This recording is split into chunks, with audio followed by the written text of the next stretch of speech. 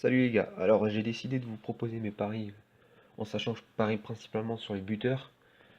Donc il faudra aller me suivre sur Twitter parce que évidemment je vais pas miser avant d'avoir la compo définitive sous les yeux. Donc en sachant que la compo tombe une heure avant le match, c'est mieux de me suivre sur Twitter. Donc alors c'est parti pour les pronos du 2 mars 2018. Alors on part tout de suite en Ligue 2 à Sochaux plus précisément. Sochaux accueille Auxerre. Sochaux qui reste sur une énorme contre-performance contre Ajaccio à 10 contre 11 quasiment tout le match. Ils ont réussi à non seulement se faire remonter mais à perdre et c'est pas volé en plus. Et Auxerre qui est depuis l'arrivée de Correa beaucoup mieux. Je pense que Sochaux va être obligé de réagir à domicile après cette contre-performance et Auxerre en contre. Je les ai vus contre Lorient et même à la Beaujoire contre Nantes en Coupe de France. Ça va très très vite et c'est très très efficace. Donc moi je vais parier sur Romain Philippotto, buteur, à 3,15 sur Unibet, qui est le meilleur joueur de cette équipe devant. Un très bon joueur de Ligue 2, un joueur moyen de Ligue 1, mais techniquement il est quand même au-dessus de la moyenne.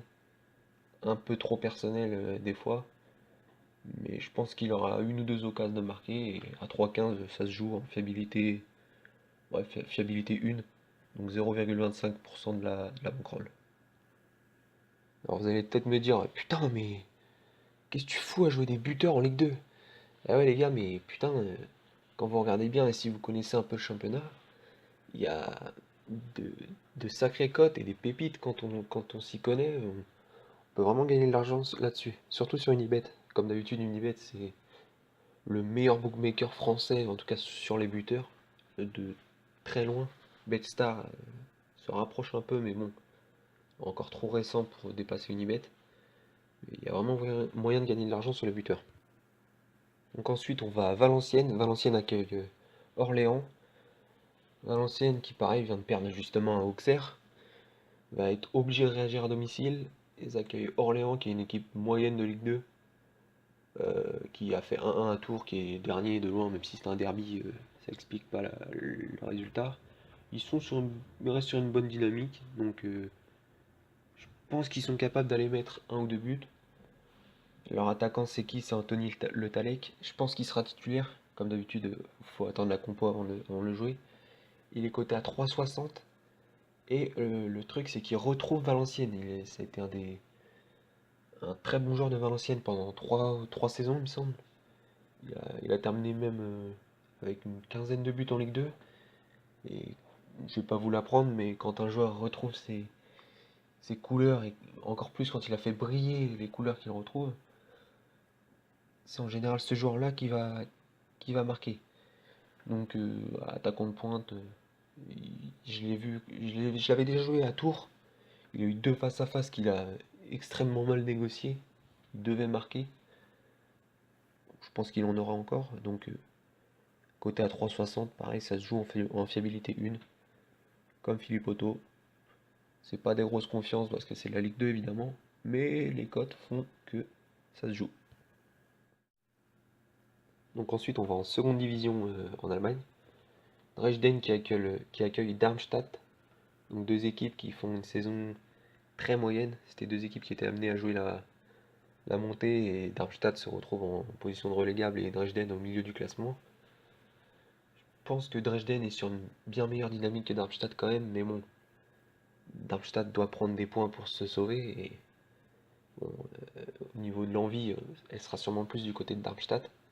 Mais Dresden, poussé par son public, je sais pas si vous avez déjà vu le public de Dresden, mais c'est un truc de fou quand même. Je pense que ça va être un match à but. Et je pense que Lucas Rosser, le meilleur buteur de cette équipe de Dresden, devrait marquer un but. Côté à 2,95, c'est pareil. On joue que des values, nous. Donc, il y a une value sur ce bet-là. En fiabilité 2, donc 0,5% de votre bankroll. Ensuite, on va toujours en Bundesliga. L'Union Berlin qui se déplace à Kaiserslautern. Donc pareil, l'Union Berlin qui doit accrocher, qui peut encore accrocher la troisième place qui signifie les barrages en Allemagne.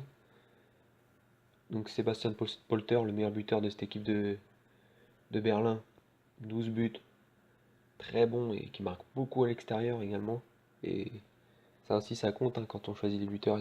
T'as des buteurs qui marquent beaucoup plus à domicile qu'à l'extérieur et l'inverse. Donc l'Union Berlin qui reçoit donc Kaiser, qui est dernier de Bundesliga, qui doit prendre des points aussi, donc ça va pas être. Donc ensuite on finit sur de la bonne vieille Ligue 1. Monaco reçoit Bordeaux. Donc je sais pas qui sera en pointe du côté de Monaco, je sais pas si ce sera Keita Baldé côté à 2,73 ou Jovetic côté à 2,63, mais pour moi je prendrais celui qui sera titularisé en pointe. Je pense que ce sera Jovetic. Donc une fiabilité de 2 sur Jovetic, ça me paraît être pas mal. Donc 0,5% de la bankroll comme d'habitude. Bordeaux et Monaco restent sur un résultat moyen, mais ils devaient largement gagner, donc ils vont être frustrés, je pense qu'ils vont avoir envie de mieux faire et de montrer autre chose sur ce match-là. Ça peut être un match à but aussi, donc si c'est un match à but, je vois mal l'attaquant de pointe de l'équipe favorite ne pas marquer. Et pour moi, quand tu cotes un Balotelli à 2,20 contre Lille avec Nice, tu peux pas coter Jovetic à 2,63 contre Bordeaux dans un cas de figure un peu similaire, même si Bordeaux est meilleur que Lille. Donc voilà, moi je vais jouer ça. Ensuite, donc les joueurs que j'ai pas pris, donc il y avait Alassane Plea que j'ai pas pris et que je vais pas prendre, donc parce que j'ai peur que Lille fasse un petit hold-up à Nice ou même du 0-0. Et Alassane Plea, c'est pas. Peut-être que Balotelli sera titulaire aussi. Alassane Plea a beaucoup joué ces derniers matchs, donc j'ai un petit doute. Il y a aussi Pierre-Michel Lassoga, l'attaquant de Leeds. J'ai hésité pas mal sur lui, mais bon, j'ai peur pareil du match un peu fermé, un peu terne. Donc ils sont, voilà, il va peut-être avoir peu d'occasions. Donc voilà, donc pour résumer, Philippe Otto et Le Talec, 0,25% de votre bankroll, pardon. Et Jovetic, Sébastien Polter de Berlin et Lucas Rosser de Dresden, 0,5% de la bankroll. Ça me paraît être pas mal, et puis bah, on verra bien demain. Donc n'hésitez pas à aller me suivre sur Twitter, je mettrai les paris quand les compos seront sortis pour être sûr de ce que je joue.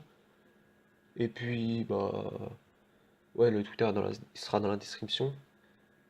Puis, les gars, faut pas juger sur un jour ou quoi. Les paris, faut avoir des échantillons de 500 000 bêtes pour juger un parieur. Donc, c'est possible que je fasse un 0 sur 5 et ce sera pas catastrophique. C'est possible que je fasse un 5 sur 5 et je serai pas un génie, les gars.